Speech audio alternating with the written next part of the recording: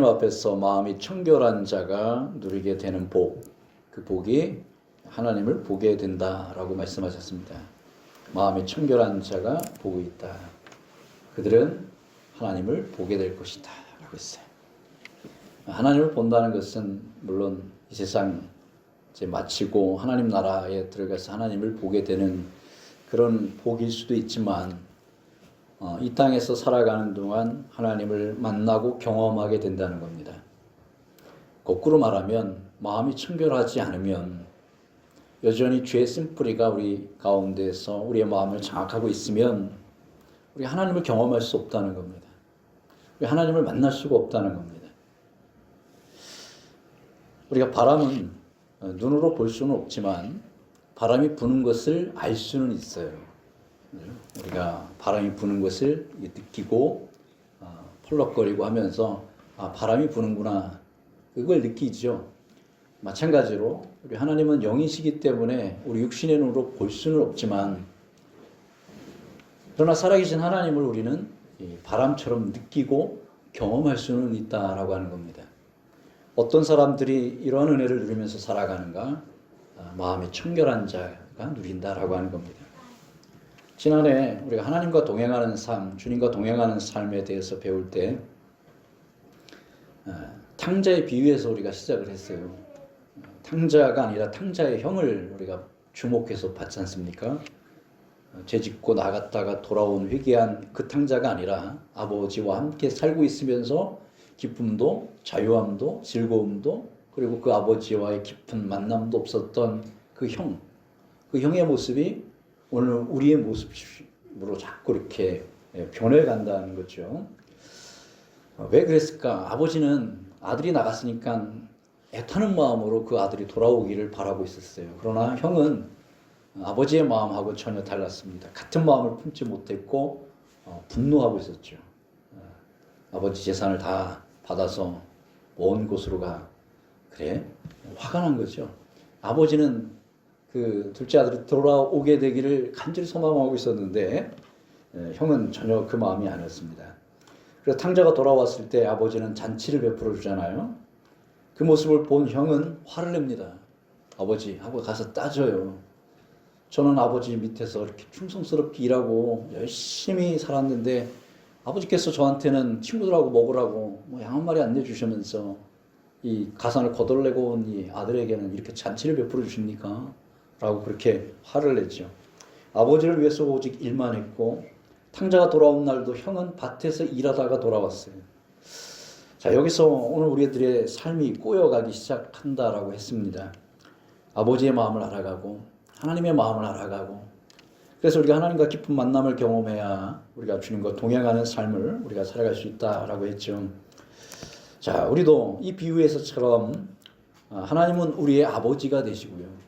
우리는 하나님 아버지의 자녀들입니다. 자, 우리가 하나님의 자녀가 되었다라고 하는 것은 결코 작은 일이 아닙니다. 이것은 너무나도 놀랍고 위대하고 경이로운 일입니다. 믿으십니까? 그냥 편안하게 익숙해져서 우리가 하나님을 아바 아버지라고 부르는 것이 그냥 습관처럼 당연해져 있는 호칭으로 그렇게 생각하고 계시지만 이것은 너무 놀랍고 위대하고 경이로운 거예요. 우리가 하나님의 자녀다라고 하는 것. 요한일서 3장 1절에 보면 보라 아버지께서 어떠한 사랑을 우리에게 베푸사 하나님의 자녀로 일컬음을 받게 하셨는가 라고 했어요. 쉽게 이야기하면 보십시오. 하나님께서 우리를 얼마나 사랑하셨는지요. 바로 그 증거가 하나님께서 우리를 자녀 삼으신 것입니다. 라고 하는 겁니다. 하나님 우리를 자녀로 삼으시고 우리가 하나님을 아버지라고 부르는 이 놀라운 관계는 이게 경이롭고 놀랍고 위대한 일인데 이것보다 더 중요한 것은 우리가 아버지라고 부르는 그 하나님과 함께 이 탕자의 형처럼 뭔가 그 어그러져 있는 그냥 섬기는 종로로 타는 그런 존재가 아니라 깊은 사랑을 나누고 아버지 하나님을 경험하고 만나는 그런 삶을 살아가는 게 너무 중요하다라고 하는 겁니다. 이 부분이 빠져있게 되면 마치 기름을 칠하지 않은 그런 기계처럼 뻑뻑하고 힘들고 고통스럽게 되는 겁니다. 잠언에 있는 말씀처럼 지혜로운 사람은 도끼 날을 어떻게 하죠? 도끼날을 가는데 시간을 많이 보내는 거야. 무딘 연장을 갈아야 예리하게 찍히고 일이 빠르고 쉬워지는 것처럼 마치 하나님과의 관계를, 만남을, 하나님을 경험하는 삶을 살아야 우리가 아무리 어렵고 힘든 삶을 살아가도 수월하게 살아가고 기쁘게 살아갈 수가 있는 거예요. 그게 없으니까 뭔가 힘들고 어려운 거죠. 자, 그렇다면 하나님은 우리를 어떤 방법으로 만나주시고 어떤 방법으로 우리를 경험하게 하시는가? 성경을 보면 6가지 정도가 제가 요약이 되겠더라고요. 하나님은 우리를 만나주시는 방법입니다.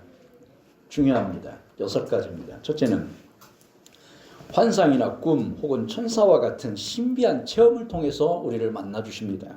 이것은 주로 구약 성경 안에서 벌어진 사건들인데요. 하나님을 만나는 가장 중요한 방법이었습니다. 구약에서요. 야곱이 약복강으로 기도하러 내려갑니다. 근데 하나님이 찾아오시잖아요. 천사를 통해서 찾아오셔요. 만나주시는 거예요. 천사가 거기 있어서 야곱이 내려간 게 아니지 않습니까? 밤이 너무 힘들고 답답해서 기도하다가 밤에 잠이 오질 않는 거예요. 도저히. 그래서 혼자 약복강이라고 하는 조그만 또랑이에요. 그 또랑과 같은 곳에서 그렇게 철야를 합니다. 기도하기 위해서 내려갔는데 기도하는 이 야곱에게 하나님이 찾아오시잖아요. 야곱이 도망칠 때도 꿈에서 사닥다리가 보이면서 천사들이 오락리릭하는 것을 보았지 않습니까? 하나님 만나주시고 찾아오신 거예요. 환상과 꿈과 천사와 같은 그런 방법으로 만나주십니다. 모세는 광야에서 양을 치다가 떨기나무를 보았는데 그 떨기나무에 불이 붙었죠. 근데 타지가 않는 거예요. 냄새도 안 나고 연기도 안 나고 있는 거예요. 거기서 모세를 부르십니다. 하나님이 찾아오시고 만나주시는 겁니다. 신약에서는 주로 이제 천사들이 등장합니다. 예수님의 모친 마리아에게 가브리엘 천사가 와서 소식을 전하죠. 예수님이 태어나던 그날 밤에 양을 치던 목자들에게 하나님께서 어마어마한 광경을 보여주십니다. 천군 천사를 보내주세요. 그러니까 밤에 잠 안 들고 이렇게 밤 하늘 별을 바라보고 있는데 갑자기 천사들이, 한두 천사도 아니고 그냥 천군 천사, 어마어마하게 많은 천사들이 하늘이 쫙 펼쳐지면서 하나님을 찬양하는 거예요. 그 모습을 본 이 목자들은 하나님을 경험하는 거죠. 그 천사들을 통해서요. 요셉과 동방 박사는 꿈을 통해서 지시함을 받게 됩니다. 꿈을 통해서 하나님이 만나 주시는 거예요. 사도행전의 고넬료와 베드로는 기도하던 중에 환상을 보게 됩니다. 하나님의 사자가 와서 고넬료에게 메시지를 전하고 베드로는 환상 가운데 보자기가, 큰 보자기가 내려오는데 그 속에 막 지저분한 동물들이 다 들어가 있죠. 잡아먹어라. 못 먹겠습니다. 잡아먹어라. 라고 하는 환상이 3번 반복되고, 그러면서 거기서 하나님의 음성을 듣게 되고 하나님을 경험하게 되는 겁니다. 사도 바울은 핍박자였지만 다메섹으로 가던 중에 어떤 체험을 합니까? 강렬한 빛이, 그 빛 때문에 눈이 멀고, 그러면서 거기서 하나님의 음성이 들리고 주님의 음성이 들리고 그런 신비한 체험을 하게 되는 거죠. 고린도후서 12장에 보면 바울은 셋째 하늘로 올라갔다, 그리고 낙원으로 올라갔다라고 했어요. 하나님께서 나를 낙원으로 끌고 가셨는데 거기서 이루 말할 수 없는 광경과 말씀을 들었다라고 그렇게 되어 있죠. 신비한 방법으로 하나님을 경험합니다. 특별히 구약에서는 에스겔 선지자, 신약에서는 사도 요한이 천국으로 이끌림을 받아서 하나님을 직접 봅니다. 보좌를 보고 하나님의 희미한 형상과 그 찬란한 빛을 보게 되고 천군 천사를 보게 됩니다. 이렇게 하나님은 특별한 방법으로 계시, 환상, 꿈 혹은 천사, 하나님의 사자들을 통해서 우리를 만나 주신다는 겁니다. 이런 경험을 하신 분 계십니까? 일상적인 것은 아니지만 이와 같은 경험을 통해서 우리 하나님 만나는 분들도 간혹 있죠. 두 번째는 어떤 방법으로 우리를 만나 주시는가? 두 번째는 직접적인 하나님의 음성입니다. 자, 요 2번까지는 우리가 경험하기가 쉽지 않습니다. 어린 사무엘이 성소 안에서 자고 있었습니다. 근데 하나님의 음성이 들렸습니다. 사무엘아, 사무엘아. 그래서 이 사무엘이 일어나서 엘리 제사장에게로 갑니다. 제사장님, 부르셨나요? 아니, 안 불렀어. 가서 자. 또 자다가 또 음성이 들립니다. 3번 반복됩니다. 그리고 나서 엘리 제사장이 이건 하나님의 부르심이구나 라고 깨닫게 되고, 다니엘아, 혹시 또 음성이 들리거든, 너를 부르는 그 음성이 들리거든, 어떻게 하라고요? 주님, 말씀하여 주옵소서. 종이 듣겠나이다 라고 그렇게 반응해라 라고 했어요. 예전에 제가 청년 때 원주에서 그 국회의원을 당선되신 분이 계세요. 아주 오랜 시간 동안 그 지역을 장악하고 있었던 그 베테랑 국회의원이 신입 처음으로 이제 농사꾼이었어요. 어느 교회 집사였는데 농사꾼이었는데 그분한테 패했어요. 그러면서 이제 바뀌었는데, 그분의 간증이 재밌습니다. 어느 날 새벽 기도를 마치고 집에 와서 그냥 자는 게 아니라 집에서 또 기도를 했대요. 농사를 지으면서도 신앙생활을 열심히 했던 거예요. 근데 이렇게 기도하고 있는데 하나님의 음성이 들리더래요. 아무개야, 농민이 너를 부른다. 무슨 음성이지? 다음 날 또 들리더라는 거예요. 선명하게. 무시했죠. 뭔 농민이 나를 불러? 무슨 말일까? 근데 그 다음 날 3번째 또 들리는 거예요. 그래서 마음속에 나에게 국회의원 나가라고 하시나 보다. 그래갖고 부인한테, 여보, 내가 3번이나 이 음성 들었는데 하나님이 나를 국회의원 나가라고 하는가 봐. 그랬더니 부인이 이해되는데, 그래요? 하나님의 메시지라면 한번 해보세요 라고 반응을 한 거예요. 그리고 그 원주에서 제일 원로 유명한 크리스찬 장로님이 한 분 계셨습니다. 문창모 장로님이라고.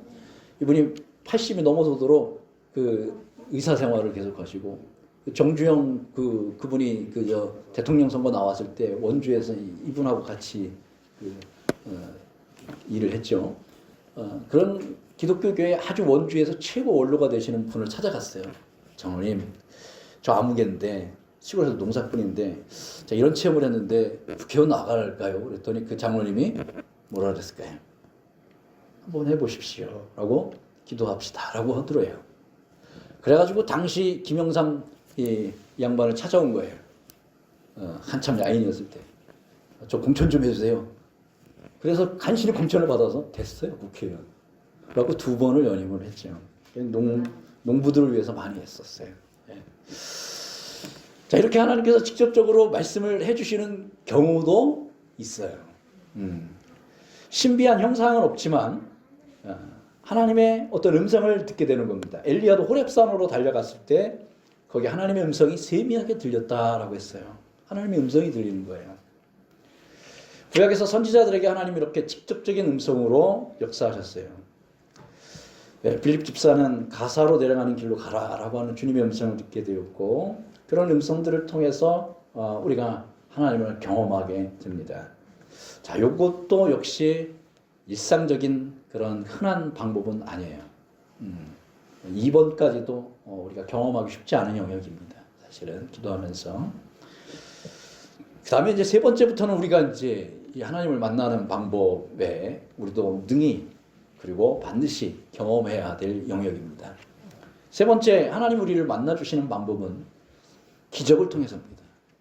그리고 주로 이 기적은 기도의 응답을 통해서고요. 환난 날에 아주 놀라운 방법으로 우리를 그 위기에서 건져주시는 그런 하나님의 도우심과 그 능력을 통해서 우리가 하나님을 경험하게 되고 만나게 되는 겁니다. 이스라엘 백성들이 애굽에서 나올 때 10가지 재앙을 받습니다. 하나님의 기적을 본 거죠. 그들이 탈출한 다음에 이제 열심히 광야로 나왔는데 광야에 갇혀버리죠. 뒤에 바로의 군대가 추적을 함께 듭니다. 앞에는 바다가 놓여져 있었습니다. 거기서 놀라운 기적을 보게 됩니다.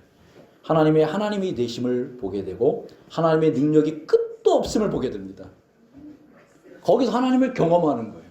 기적을 통해서 하나님을 경험하게 되고 만나게 되는 거예요. 네. 하나님은 엘리야가 기도할 때 어떻게 하셨습니까? 갈멜산 꼭대기의 제단에 하나님이 불을 내리시죠. 그걸 본 주변에 둘러선 백성들이 하나님 살아계시는구나. 하나님을 만나요. 형상은 없지만 기적을 통해서 하나님을 경험해요. 그리고서는 그 백성들이 이제 마음이 굳어져서 확신을 갖고 이 이방의 제사장들을 다 죽이지 않습니까? 베드로는 예수님의 명령에 순종해서 금을 한번 내렸다가 물고기의 기적을 경험하게 됩니다. 그러면서 예수님을 주님이라고 고백하게 되었고 자신의 죄를 회개하게 되는 사건이 벌어집니다.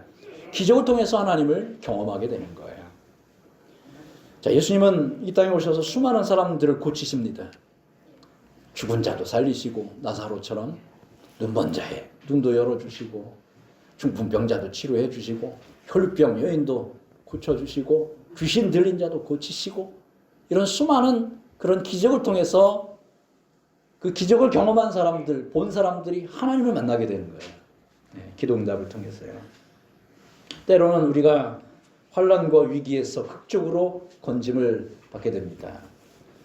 정진경 목사님이 그 자서전에 보면 6.25가 터졌습니다. 서울에 계셨습니다. 피난을 못 갔어요. 근데 이 목사들을 잡으러 돌아다니는 거죠. 전도사 목사들을 수색하고 잡으러 이 공산당들이 다니는 거예요. 자, 집에 계셨습니다. 옛날엔 다 다락이 있지 않습니까? 다락에 숨으셨대요. 잡히겠습니까? 안 잡히겠습니까? 야, 총 들고 저 공산당 방으로 들어왔어요. 다락이 있습니까? 열어보겠습니까? 안 열어보겠습니까? 당연히 열어보겠지요. 자, 덜덜 떨면서 그 정진경 목사님이 그 다락 안에서 간절히 기도를 하고 있는 거예요. 하나님 살려주세요. 저 여기서 붙잡히면 죽습니다. 하나님 살려주세요. 하고 그렇게 간절히 그 다락 안에서 기도를 하는 거죠. 그랬더니 어떤 한 인민군이 다락 문을 열더래요. 확 열었는데 그 인민군하고 정진경 목사님하고 눈이 마주친 거예요. 근데 그 인민군이 눈이 마주쳤는데도 불구하고 다락 문을 탁 닫더니 아무도 없습니다 하고 나가더래. 그걸 통해서 이분이 나를 건져주시고 도우시는 하나님을 경험하는 거예요. 그 순간 하나님을 경험한 거죠. 그리고 하나님 앞에 더 헌신하게 되고 충성하게 되는 이 엄청난 사건과 기적들이 이 한국교회 안에 부지기수로 일어납니다. 그러면서 수많은 기적들이 일어나게 되고 그러면서 하나님을 만나는 많은 사건들이 벌어지면서 이 한국교회의 헌신의 역사가 일어나게 되죠. 자, 기적을 통해서 기도 응답을 통해서 우리는 하나님의 능력을 통해서 하나님을 경험하고 하나님을 만나요. 이 기적적인 하나님의 일하심이 그 일하심을 통해서 우리가 하나님을 만나는 사건들이 저와 여러분에게 일어나게 되기를 주님 이름으로 축원합니다. 네. 이런 간증들은 뭐 저도 많아요. 네 번째 하나님 우리를 만나주시는 방법은 성령의 충만함을 경험하게 해주시는 겁니다. 마가다락방에 모였던 사람들 120여 명이 그들이 간절히 기도할 때 성령이 각 사람 머리 위에 불로 임했다라고 했습니다. 그들이 성령으로 충만해질 때 그들의 혀가 다른 나라의 언어로 말을 하기 시작했고 신비한 체험을 하게 되죠. 그러면서 그들은 성령의 충만함을 통해 하나님을 경험하고 만나게 되는 거예요. 고넬료가 베드로를 불렀습니다. 그리고 환상을 서로 양쪽에서 보고 그리고 만나죠. 그리고 베드로가 복음을 전했습니다. 그때 베드로가 말씀을 전하고 있을 때 갑자기 성령이 그 고넬료의 집안에 있던 사람들에게 다 내려왔습니다. 그들이 놀라운 은혜를 체험했고 그들도 다 방언을 하면서 그렇게 성령으로 충만해졌죠. 그래서 성령의 충만함을 경험하면 각양 은사가 나타나고 기쁨이 충만해지고 담대해지는 거예요. 그걸 통해서 우리가 하나님을 느끼고 경험하는 거예요. 바람을 느끼듯이. 그죠? 바람이 불고 있는 것을 내가 느끼는 것처럼 우리가 성령의 충만함을 경험하게 되면 하나님의 능력이 하나님의 은사들이 나타나는 것들을 우리가 느끼고 경험하게 됩니다. 구약 성경에서도요. 성령이 임했을 때 사울 왕은 그 사울 왕도 예언을 하게 됩니다. 네. 성령이 임하니까 사울 왕이 갑자기 입이 열리고 그래서 예언을 하게 되고 성령이 임하니까 삼손은 강력한 힘을 갖고 싸우게 됩니다. 자, 이제 이 성령님은 어디 다른 곳에서 계시는 게 아니라 우리 안에 거하시고 바울의 말씀처럼 우리 몸은 하나님의 성전이다, 성령의 전이다라고 그렇게 말씀합니다. 우리 안에 거하시는 성령님은 말할 수 없는 탄식으로 우리를 위해서 기도하고 계신다, 간구하고 계신다라고 했습니다. 그래서 성령의 충만함은요, 우리의 심령을 불타게 하고 뜨겁게 합니다. 자, 구약에서 하나님을 상징하는 중요한 두 상징물이 있습니다. 그것이 불과 구름이죠. 하나님 임재하시고 하나님 오셨을 때 나타나는 현상이 불 그리고 구름이에요. 예. 불은 뜨거운 거지 않습니까? 자, 이스라엘 백성들이 애굽에서 나왔을 때 밤에는 구름 기둥입니까? 예? 밤에는 구름 기둥이 아니라 불 기둥. 잘 듣고 계시는지. 낮에는 구름 기둥. 하나님을 상징하는 두 상징물이에요. 자, 여기서 불은 성령의 역사를 상징하고 구름은 다섯 번째 제가 이야기할 겁니다. 모세가 제단을 쌓았을 때, 엘리야가 제단 쌓고 다윗과 솔로몬이 제단을 쌓았을 때 하늘에서 불이 내렸습니다. 그리고 그 불이 그 제물을 태우죠. 하나님의 능력이, 성령의 역사가 일어나게 된 거예요. 바울이 디모데에게 편지합니다. 내가 너에게 안수하여서 너에게 있는 식어진 은사를 다시 불뜻하게 되기를 원한다라고 편지를 합니다. 그러니까 우리 안에 있는 성령의 역사는 불이에요. 그 불과 같은 거예요. 그래서 우리가 성령이 충만해지면 마음이 뜨거워지는 거예요. 불처럼 내 마음이 막 뜨거워서, 그래서 그 옛날에 부흥 강사들이 부흥 집회하면서 기도할 때 뭐라고 외칩니까? 주로 뭐라고 부르요? 예? 뭐라고 외칩니까? 불 받아라고 하지 않습니까? 그죠? 성령이 불이에요. 성령의 충만함을 받으라는 거예요. 그건 불이에요. 그래서 뭐 기도원 가보면 막 기도 시간에 성령이 역사하면 막 방방 뛰는 사람이 있고 막 떼굴떼굴 구르는 사람이 있고 펑펑 우는 사람이 있고 막 그 뜨거움의 열광의 도가니로 바뀌게 됩니다. 좀 삐딱하게 그것을 보는 사람들도 있지만 어쨌든 성령이 역사하시고 충만해지면 우리는 뜨거워져요. 기쁨이 충만해지고 막 새 힘이 생기게 되는 이 성령의 충만함을 통해서 우리 하나님을 경험하게 됩니다. 근데 이 성령의 충만함은 어떻게 경험하는가? 우리가 간절히 기도할 때 나타나는 현상 가운데 하나인 거예요. 우리 기도하지 않는데 성령의 역사가 나타나지는 결코 않습니다. 자, 다섯 번째. 하나님 우리를 만나주시는 방법입니다. 다섯 번째는 하나님의 임재예요. 성령이 충만하고 조금 다른 개념입니다. 비슷하지만 약간 달라요. 성령의 충만함은 불로 표현할 수 있다면 하나님의 임재는 구름으로 표현할 수가 있어요.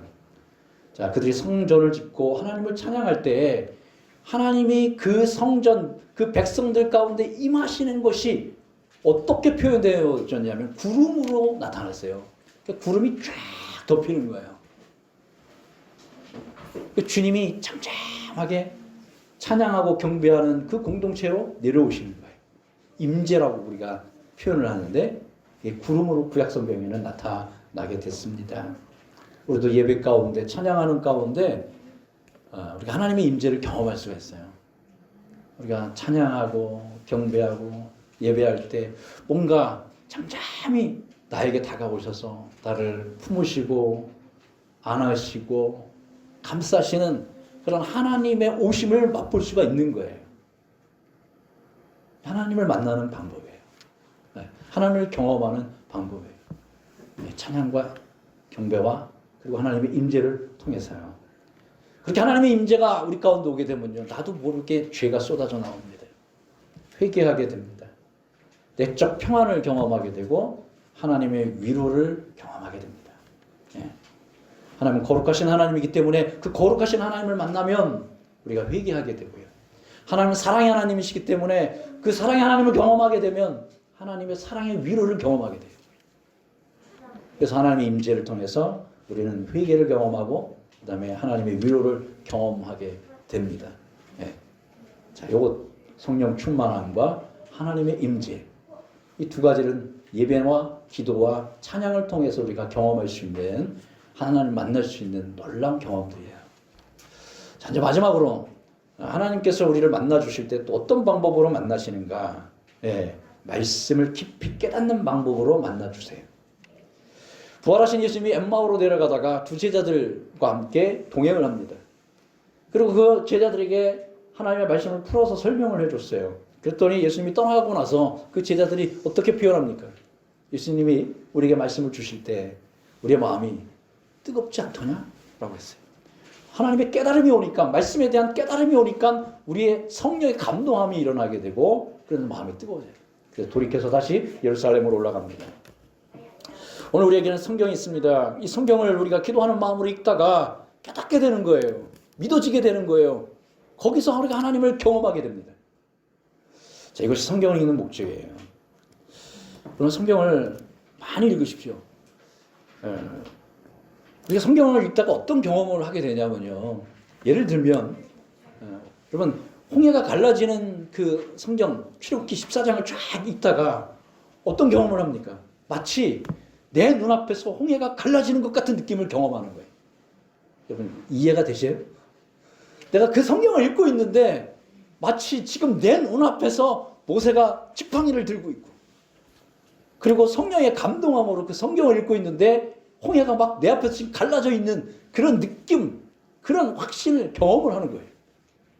저는 엊그저께 성경을 읽다가 엘리야를 읽었는데 엘리야가 응답하소서 하나님 불로 응답하소서 하나님의 불이 쾅 떨어지는데 마치 내 가슴 속에 불이 쾅 떨어지는 것 같은 느낌을 경험하는 거예요. 제가 그 현장 속에 있는 것 같은 느낌을 받는 거예요. 처음에 성경 읽을 때 어렵습니다. 어렵기 때문에 힘들고 지루해요. 그래서 재미도 없어요. 그러다가 읽다가 또 읽다 보면 더 자세히 알고 싶어지는 마음이 생겨요. 자, 이건 뭔 뜻이지? 이건 뭔 말이지? 이해가 안 되니까 또 지명이 나와요. 이 지명은 도대체 어디 있는 거지? 알아가게 됩니다. 배워가게 됩니다. 찾게 돼요. 그리고 이 말씀이 저쪽 신약 성경에 있던 말씀이네. 이 사건은 저기랑 연결이 되네? 라고 하면서 뭔가 짝이 생겨요. 말씀에 짝들이 생깁니다. 그러면서 그 말씀이 이해가 더 빨라져요. 이해가 되지 않았던 말씀들이 이해가 돼 시작을 해요. 그 다음 단계가 뭐냐? 여러분 성경이 하나님의 말씀으로 음성으로 들리는 거예요. 그리고 예수님이 사역했던 그 삶의 이 성경의 현장에 내가 있는 거예요. 내가 그 자리에 있는 걸 경험하게 되는 거예요. 예수님이 바디메오의 눈을 열어주시는데 그 성경을 읽고 있는데 무슨 소경의 눈이 열려 그냥 아멘 하고 넘어가는 게 아니라 바로 내가 그 현장에 있는 것 같은 느낌을 경험하는 거예요. 와우! 라고 하면서 그 하나님의 성경이 나에게 감동으로 오게 되는 거죠. 그럴 때 우리는 성경을 통해서 하나님을 경험하게 되고 만나게 됩니다. 그냥 읽는다고 해서 우리가 만나지는 건 결코 아닌 거예요. 성경을 깨닫게 되면 성령의 감동하심이 생기고 그리고 성경은 하나님의 살아있고 능력 있는 말씀이기 때문에 그 말씀을 통해서 우리는 살아계신 하나님을 생생하게 경험할 수 있다라고 하는 겁니다. 중요한 것은 이제 우리도 여러분도 나 자신도 이와 같은 하나님을 경험하면서 살아가고 싶은 마음을 품게 되는 겁니다. 이 마음을 여러분 품으시겠습니까? 안 품으시겠습니까? 크게 품으시겠습니까?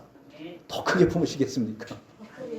한번 사모해 보세요. 주님, 제가 살아가는 동안 믿음 생활하는 동안 힘도 없고 때로는 지쳐 있기도 하고 뭔가 좀 갈급해져 있는데 우리가 왜 갈급해져 있을까요? 왜 메말라 있을까요? 하나님을 경험하지 못해서 그래요. 하나님을 만나는 경험이 없으니까 막 갈급한 거예요. 막 기도해도 확신도 없고 그냥 우울하고 지쳐가는 거예요. 왜요? 하나님을 만나는 경험이 안 이루어지니까 그렇게 되는 거예요. 우리 하나님 만나 주십시오 라고 하는 겁니다. 제가 6가지 방법을 이야기했습니다. 첫째 뭐였죠? 첫째 뭐였죠? 환상, 꿈, 천사 뭐 이런 걸 통해서 이거는 너무 기대하지는 마세요. 두 번째 음성입니다. 하나님의 직접적인 음성. 정말 우리가 살아가다가 우리가 들을 수 있는 기회가 여러분에게 생기게 되기를 바랍니다. 세 번째 뭐였죠? 역시 우리 지혜 선생님은 우리 지혜 집사님은 그냥 메모하지 않아도 IQ가 150 넘어갑니다. 셋째, 저도 생각이 안 나는데 그거를 딱 기적, 하나님의 능력 경험하는 거죠. 자, 네 번째는요. 성령의 충만함을 통해서 내 마음이 뜨거워지는 걸 경험하는 거고요. 네 번째는, 다섯 번째는 하나님의 임재를 예배 가운데, 찬양 가운데 하나님이 잠잠히 내게 이렇게 쫙 임하시는 거, 내 옆에서 우리 붙들고 계시는 주님을 경험하게 되는 신비한 하나님의 체험이에요. 그리고 마지막으로는 하나님의 말씀을 읽다가 성령의 감동함을 받아서 깨달아지고 그 말씀의 현장에 내가 서 있는 것을 경험하게 되는 거예요. 홍해가 막 갈라지는 게 진짜 막 눈앞에 생생하게 보이듯이 하나님이 보여주시는 거예요. 말씀을 통해서. 사도 요한이 막 천국에 갔는데 막 나도 천국에 와 있는 것 같은 느낌을 성경을 읽으면서 경험하는 거예요. 그게 하나님을 만나는 거죠. 말씀을 통해서. 자, 다른 것은 하나님께서 부어주셔야 되는 은혜지만 이 마지막은 우리가 하나님의 말씀을 읽다가 또 읽다가 믿음으로 구하다가 경험할 수 있는 놀라운 겁니다. 중요한 것은 이제 마지막으로 결론은 다시 마태복음 5장 8절로 이제 다시 돌아가는 거예요. 자, 하나님을 보는 자, 하나님을 만나는 자, 하나님을 경험하는 자 누가 한다고요? 마음이 청결한 자요. 시내산에서 하나님이 강림하실 때 모세에게 이렇게 이야기했습니다. 온 백성들을 다 시내산 앞으로 모이게 해라. 단 이틀 동안 그들을 성결케 하라 라고 했어요.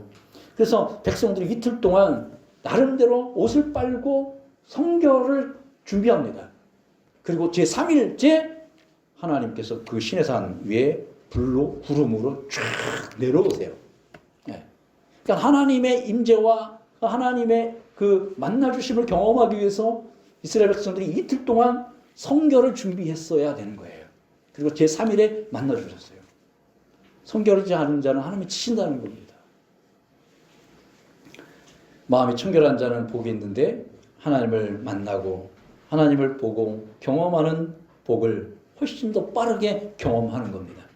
그래서 우리의 심령이 깨끗하고 회개하고 죄사함 받은 심령 속에 우리가 성령 충만도 하나님의 임재하심도 성경을 깨닫는 역사도 기도의 응답도 거기서 나오게 되는 겁니다. 그래서 오늘 제목이 하나님을 경험하려면이에요. 우리 모두가 다 이렇게 하나님을 경험하면서 정말 행복하고 충만한 삶을 살아가고 능력 있고 열매 맺는 삶을 살아가는 저와 우리 모두가 되기를 주님의 이름으로 축원합니다. 네, 기도하겠습니다.